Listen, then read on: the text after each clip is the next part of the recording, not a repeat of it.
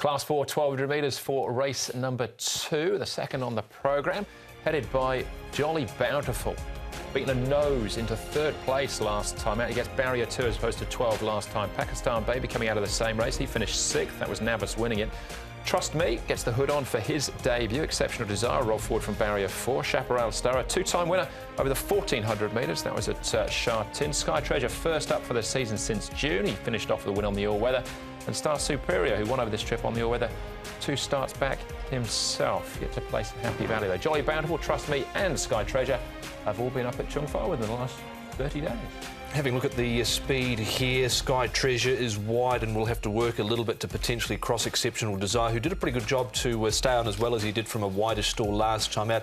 He's drawn nicely this time round. Trust Me, he's showing some speed in barrier trials, and Happy Cooperation, if he's to fall in potentially to a one-off position, he's going to need a little bit of luck. All right, we'll start at the top. Jolly Bountiful just ticking over. Not an overly big horse, so he doesn't take a lot of racing or work to get him fit. He'll go into the race 5th up. It's interesting, John Size has got the option if he wants to put him at the bottom of Class 3 now with his rating of 60, but he's taking the option to stay in 4 and carry the weight. Exceptional Desire, at his last start, I think he showed a little bit more of a sign that he's just starting to recapture some of his better form. Just ticking over in the morning as well. Fitness is not an issue for him. He's already had 5 runs this season. On the other hand, this guy is a little bit of a question mark because he goes in fresh. He hasn't raced all season, never won first up before, but his recent trials have been good, and he's obviously spent a fair bit of time at Chun Fa too, just chilling out. All right, that is Sky Treasure. Let's start off, though, with some of the principles here. Joe Moreira, he'll ride Jolly Bountiful. Joe, Jolly Bountiful, was he unlucky last time?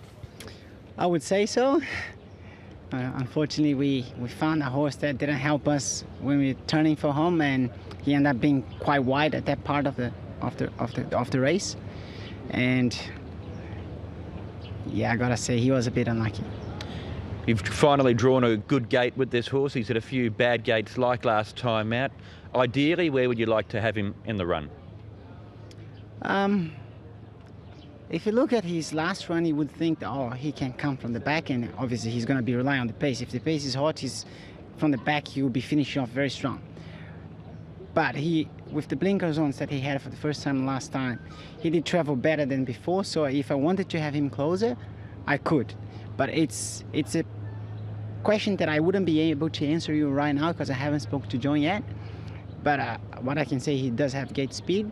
And if I want to put him closer than midfield, I could.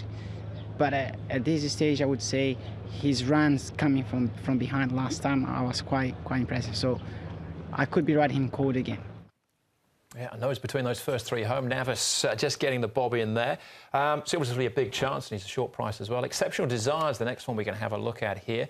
Finishing 4th. This is over course and distance behind Super Lucky. I mentioned in the track work that this race showed a little bit of a sign of the old Exceptional Desire when he was at his best and in his patch of form last season when he was running races like this. Obviously got cut down by a horse that won relatively easy in the end and will run later on in the night. But I just like the way he stuck on a little bit better.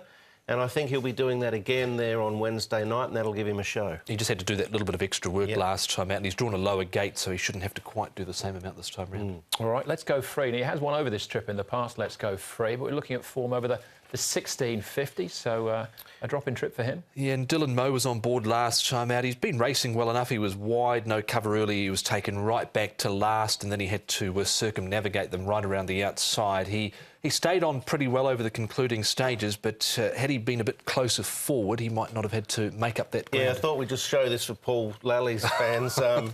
Interesting that Mo off, Wong on. I think there's a reason why, and Tom's just touched on it. He ran well, all considered. All right, OK. What are we looking at? Odds on, Jolly Bountiful, but hard to beat. Odds on, yes. The 6.5 was much better last start, but he didn't get there. Navas did a good job to win on that night, but Jolly Bountiful, this is another race that's winnable for him. He'll have to take the skinny odds, but I think whatever beats him will win.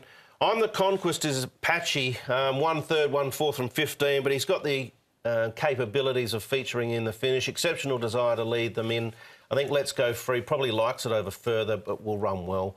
I think one's the banker with whatever you do. Yeah, I'm pretty happy to go with Jolly Bountiful. He got poleaxed and completely castled on the turn last start in that particular race by Flying Monkey. So he's on top. To beat Let's Go Free, Exceptional Desire goes in. I'll throw in Sky Treasure as well. 1, 11, 6 and 10. All right, no surprises for me. Jolly Bountiful with a clear run. Very hard to beat there in race 2.